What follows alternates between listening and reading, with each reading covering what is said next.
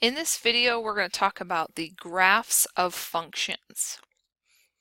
So, when you think about functions, you should recall that if I have f of 4 equals -1, that actually corresponds, remember we said the function f evaluated at x equals 4. So this actually corresponds to the ordered pair 4, -1, since 4 is my x value and my f of x value is -1, and f of x is the same as y. So 4, -1 corresponds to f of 4 equals -1. So in this section, you're going to be looking at different graphs, and you're going to be asked to answer some questions based off of the graph. So if this is my function f, what it wants to know first is find f of -2, meaning when x is -2, what is my function value? So I want to go to -2 on my graph, and I want to figure out what is the y value. Okay, so that happens to be right here on my graph. So what is that y value? Well, it corresponds to a y value of 2. So we say f of -2 equals 2. Or I could write it as the ordered pair -2, 2. That's the point on this line. Now the next question asks, for what value or values, sometimes there's more than one, of x, for which f of x equals -3. Remember, f of x is the same as y, so I want to know what x values will get me a y of -3. Well, all I need to do then is go down to y equals a -3, 1, 2, -3, and then go over until I find that spot on my graph, which happens to be right here, and then figure out what is that x value. So what is the x value that gives me a y value of -3? You're right, it's x equals 8. X equals 8. Now if you had more than one, you would just list out the other one. X equals whatever it is. So then the next question is, what is the domain? So are there any x values that we can't use on this line? I realize that this is only part of the line you see here, but it has arrows on the end indicating that it would go on forever in both directions.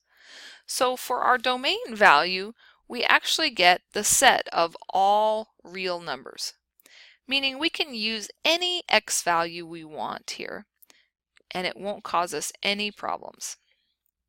I can go all the way out to x equals -5 million, or I can go up to x equals +1 billion, and I'm going to find a y value. It's going to be either really big or really small, but I will find it.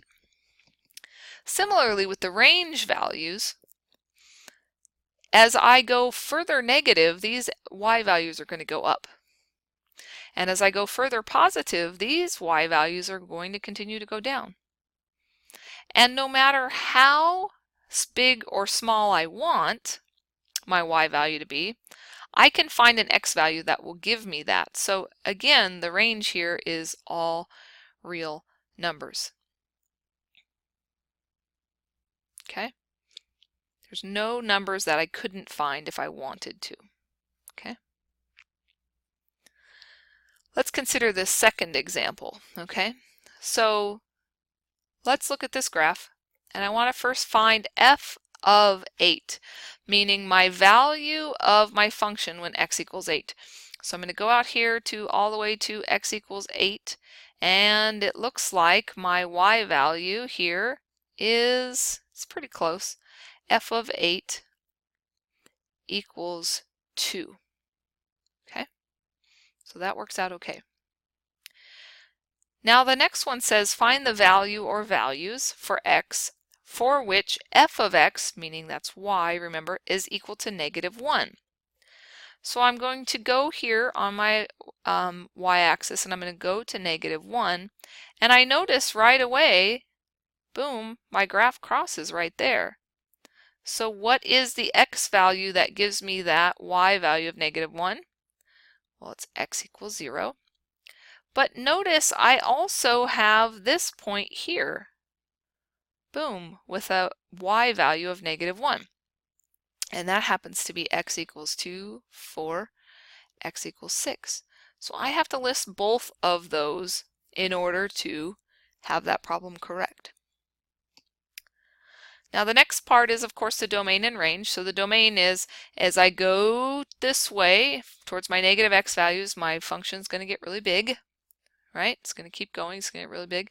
And as I go this way towards my positive x values, my y values are going to get really big. But I can use any x value I want. I can figure out what x equals -8,000 is, x equals +264, whatever it is, I can figure out any x value. So I'm going to say that my domain is all real numbers here, just like before. But now let's look at my range value. When I go negative in the x direction, my function gets big. It goes up. And when I go positive in my x values, my function again gets big and it goes up. It's never going to get more negative, right? It's never going to go down anymore. So I say that my range value is all real numbers, but it's actually not all. I can say y greater than or equal to, what's the lowest y value I have here? Well, it appears as though it's about -1, 2, 3.5. So I'm going to say all real numbers, my y, such that y is greater than or equal to -3.5. So it means I can go as big as I ever want, but I can't go any lower than -3.5. That's how that reads. Okay? If you have any questions about graphs of functions or how to find stuff on the graphs of functions or the domain and range of the graphs of functions, let me know. For now, keep up the good work and we'll see you in the next one.